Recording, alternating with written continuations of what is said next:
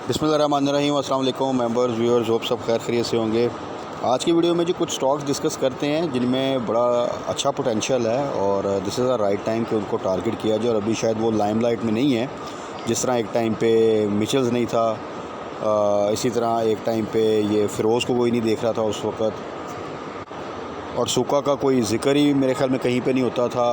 Even मिल्लत जो है, जब ये बिल्कुल आपको याद होगा बोनस देने से पहले 500 टू 520 के दरमियान मूव करता रहता था, तो उसको भी तब वहाँ पे कोई डिस्कस नहीं करता था। तो बहुत से ऐसे स्टॉक्स हैं जिनको हमने डिस्कस किया और राइटली उस वक़्त जो टारगेट्स बताए थे, अल्लाह का शुक्र है क्योंकि अल्लाह के करम के सिवा कुछ भी नहीं हो सकता। तो अल्लाह की करम नवाज़ी है कि वो चीज़ें उन टारगेट्स को माशाल्लाह एक्सीड कर चुकी हैं बहुत से स्टॉक्स, और जो बाकी हैं वो भी माशाल्लाह अपने टारगेट्स की तरफ हैं। तो इस तरह के और बहुत से स्टॉक्स हैं जिनमें स्टिल अभी पोटेंशियल है। मैंने पहले भी डिस्कस किया था और इस वीडियो में दोबारा रिमाइंड कराने का मकसद ये है कि जिस तरह जब मैं मिचेल्स को मेंशन करता होता था, एक टाइम पे आपको याद है रिफाइनरी को बार बार मेंशन करता था, मिल्लत को मेंशन करता था, नेट सोल जब भी 80 से नीचे आता था उसको मेंशन करता था। तो मतलब जब ये सिस्टम जो है वो 400 से नीचे आता था, जबकि वो पैनिक क्रिएट होता है कि यार 400 ब्रेक हो गया है, अब जो इसका है ना वो 350 पे जाके ब्रेक लगेगी। तो कुछ भी नहीं हुआ, वो 4 ब्रेक करके 390 उसी दिन आई थिंक 390 395 इस तरह कुछ उसने क्लोजिंग दी और उसके बाद अगले दिन वो दोबारा से 400 के ऊपर ट्रेड कर रहा था। तो जिन दोस्तों ने भी फिर उस वक्त लिया सिस्टम 400 से नीचे, वो अब माशाल्लाह देख लें कि सिस्टम भी जो है वो आपका दोबारा से 450 की तरफ है। और यही डिस्कस किया था कि ये 450 को क्रॉस करेगा और उसके बाद नेक्स्ट टारगेट जो हमने रखा हुआ वो 500 का इंशाल्लाह ताला, और उसको भी अचीव करेगा। प्लस आईटी सेक्टर में आपको पता है कि थोड़ा सा टाइम लिया, इस दफ़ा जो रैली बनी उसमें आईटी सेक्टर की कंट्रीब्यूशन उतना नहीं थी, लेकिन अब आईटी सेक्टर के स्टॉक्स में आप देख रहे होंगे कि मूवमेंट स्टार्ट हो चुकी है। नेट सोल 100 से ऊपर ट्रेड कर रहा है, जो टेली है वो भी 8 से ऊपर आ चुका है, ठीक है जी। एवीएन भी अब मूव करना स्टार्ट हो चुका है। तो और एवीएन में न्यूज़ भी है फर्दर कि उनको कॉन्ट्रैक्ट जो है बहुत ज़बरदस्त मिले हैं। तो एवीएन में न्यूज़ तो पहले भी कभी बुरी नहीं आई, तो इसलिए एवीएन में जो एक लॉन्ग वेटेड रैली है वो इंशाल्लाह ज़रूर बनेगी और रेट बहुत सिक्योर था। इसी तरह के कुछ साइड आइटम भी हमने जो है डिस्कस किए थे और जिनमें बड़ी ज़बरदस्त एक हमें गेन मिला, रैली मिली, जिसमें और सूखा था फार्मास्यूटिकल सेक्टर, फ़िरोज़ का तो ऑब्वियसली सबको आइडिया था, मैंने मेंशन किया था जब ये 150 से नीचे था, ज़बरदस्त गेन मिला, 200 क्रॉस किया। और सूखा बिल्कुल साइड आइटम था, शायद ही कोई डिस्कस करता हो तो उसने भी माशाल्लाह हमने 80 से नीचे उसको टारगेट किया था, जब 78 79 80 इस रेंज में था, और वहाँ से उसने स्ट्रेट अवे 100 से ऊपर की एक रैली बनाई थी। तो इस तरह के जो स्टॉक्स होते हैं वो जब रैली बनाते हैं तो बड़ी वर्टिकल रैली होती है। इसी तरह का एक स्टॉक है जिसको मैंने एक दफ़ा मेंशन किया था, आज दोबारा इसलिए मेंशन कर रहा हूँ कि उसने थोड़ा सा मज़ीद डिप लिया और this is the right time कि आप जिनसे मिस हो चुका है वो बाय कर लें, जिन्होंने बाय किया हुआ मज़ीद ऐड कर लें। वो है जनाब आपका century paper and board mill. Century paper basically Lakson group की कंपनी है और Lakson group is a big group, बहुत स्ट्रॉन्ग ग्रुप है। अगर आप सेंचुरी का हर साल का पिछले 5 साल का डाटा निकाल के देख लें तो इस वक्त बड़े अट्रैक्टिव रेट पर है। और यहाँ पे अगर आप बाय करते हैं तो रिस्क आपका बहुत मिनिमम है और यहाँ से इजीली आप इसका कैलकुलेशन खुद ही कर लें कि कितने पे 50% का गेन बनता है, तो आप 50% गेन का टारगेट रख लें। और वो भी कोई मैं आपको 1 ईयर होल्डिंग के साथ नहीं कह रहा, बल्कि नवंबर आपको पता है मिड से ज़्यादा गुजर चुका है, दिसंबर क्लोजिंग आ रही है और उसके बाद नेक्स्ट रिज़ल्ट अनाउंसमेंट आनी है दिसंबर क्लोजिंग की। तो मैक्सिमम आप कह लें कि नेक्स्ट रिज़ल्ट अनाउंसमेंट से पहले, उसकी डेट अनाउंसमेंट से पहले आपको इसमें बड़ी इजीली जो है ना मोर देन 50% का गेन इंशाल्लाह ताला मिल जाएगा। So this is the right time कि आप सेंचुरी को जो है वो टारगेट करें। इस फ्राइडे की जो क्लोजिंग आई है सेंचुरी की वो 32.72 पे आई है, तकरीबन 35 को टच करके ही आया नीचे। This is the best time. पहले भी मैंने एक दफ़ा जब मेंशन किया था तो ये 30 के आसपास था, 31 इसी तरह था, तो वहाँ से इसने एक पॉजिटिव मोमेंट बनाई थी। अभी ये जो करेक्शन आई है तो इसमें जिन्होंने तो बाई किया हुआ किसी किस्म की पैनिक की ज़रूरत नहीं है, ऐड करें।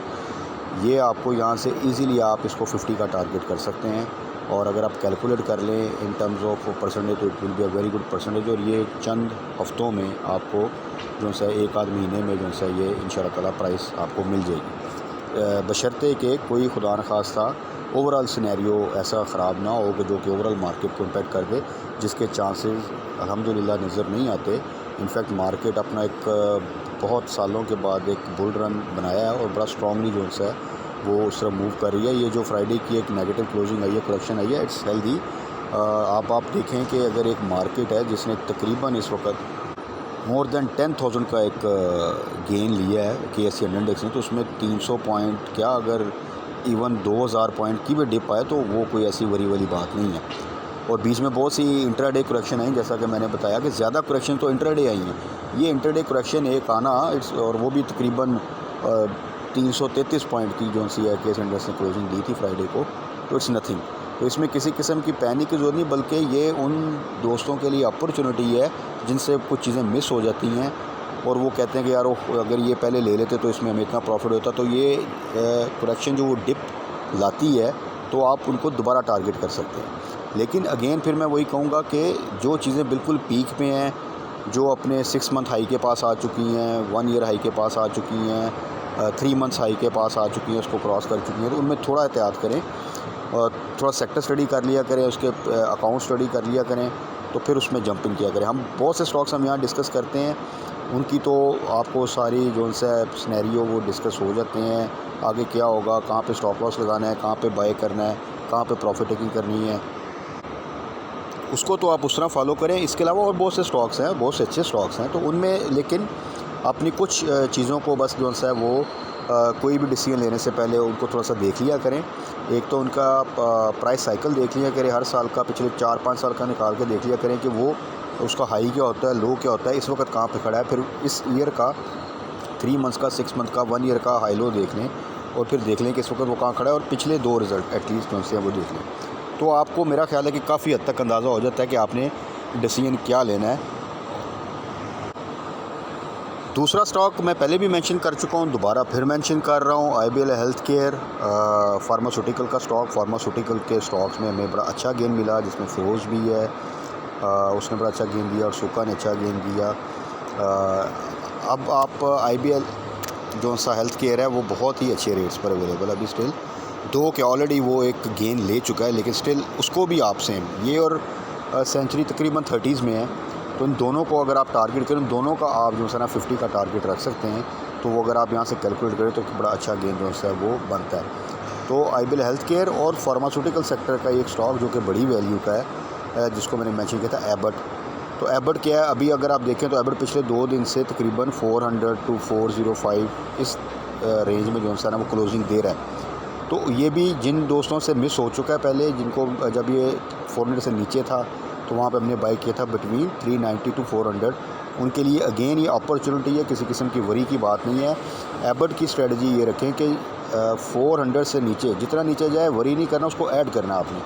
तो फिर समझें कि आपने जो इसको 500 का टारगेट करना है, वो टारगेट तो इंशाल्लाह आएगा और जल्द आएगा, तो वो आपकी प्रॉफिटेबिलिटी उतनी ही बढ़ती जाएगी, आपकी एवरेज प्राइस उतनी ही अच्छी हो जाएगी। सो असल चीज़ ये होती है कि जब कोई स्टॉक आप बाय करते हैं, सपोज़ अगर किसी दोस्त ने 405 पे बाय किया हुआ है और ये कल 390 पे चला जाता है, तो उसमें किसी किस्म की पैनिक की ज़रूरत नहीं है। ये डिस्कशन का मकसद ही होता है कि ताकि ऐसा ना हो कि वो 390 पे जाए, आप पैनिक में आके उसको सेल कर दें 15 रुपये के जो है वो लॉस के ऊपर, बल्कि आपने करना ये है कि वहाँ पे और ऐड करें, क्योंकि ये इसकी वो प्राइस है जहाँ से ये बहुत जल्दी बाउंस बैक करता है और अपनी 400 की प्राइस से ऊपर की क्लोजिंग देने की कोशिश करता है पिछले काफ़ी सेशन से।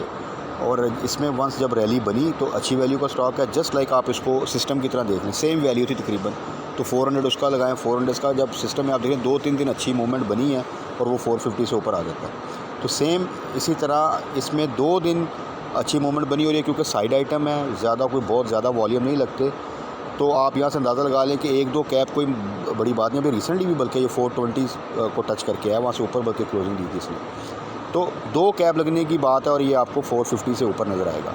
सो एबट के लिए भी 450-500 बहुत इजी टारगेट है। दोबारा इसीलिए मैं आप सबको मेंशन कर रहा हूँ कि जो इस वैल्यू के स्टॉक्स में प्ले करते हैं, जिन्होंने एबट ऑलरेडी लिया हुआ है, वो एबट को लें, होल्ड करें, इंशाल्लाह ताला इसमें आपको 500 की प्राइस मिल जाएगी। सो ये 3 स्टॉक जिसमें से 2 जो से हैं वो फार्मास्यूटिकल के, उनको दोबारा से डिस्कस करने का मकसद यही था कि आप इस वक्त एक राइट टाइम है जहाँ पे आप उनको अकोमोडेट कर सकते हैं, जिन्होंने बाई किया वो होल्ड करें। और एक सेंचुरी पेपर अपॉर्चुनिटी है, आप ख़ुद भी जाकर स्टडी कर सकते हैं किस ग्रुप का हिस्सा है, वो कितना पुराना ग्रुप है, कितनी स्ट्रॉन्ग कंपनी है। लाहौर में बाईपेरू के पास इनका प्लांट है, very good, very big plant, very old plant. तो वो सेंचुरी पेपर भी इस वक्त अपॉर्चुनिटी है, जो दोस्त यहाँ पे लेंगे इंशाल्लाह ताला एक बड़ा अच्छा गेम जो है उनको मिलेगा। कोशिश मेरी यही होती है कि आपको वो स्टॉक्स बताता रहूँ जहाँ पे आपका रिस्क मिनिमम हो और आपको एक अच्छी प्रॉफिटेबिलिटी मिल जाए।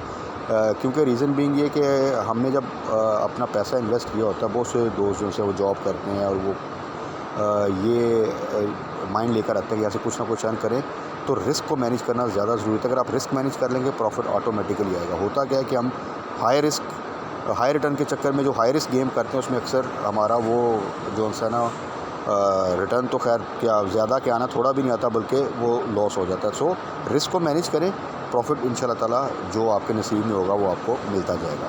तो बाकी कल की वीडियो में डिटेल में डिस्कस कर लेंगे फ्राइडे की क्लोजिंग और वो आईटी सेक्टर के स्टॉक्स, पावर सेक्टर में क्या चल रहा है, ऑयल एंड गैस, और जो स्टॉक्स हम डिस्कस करते हैं कि उनमें हमने क्या स्ट्रेटजी करनी है नेक्स्ट वीक के लिए। तब तक अपना ख्याल रखिएगा, दुआ में याद रखिएगा। स्टे ब्लेस्ड, अल्लाह हाफ़िज़।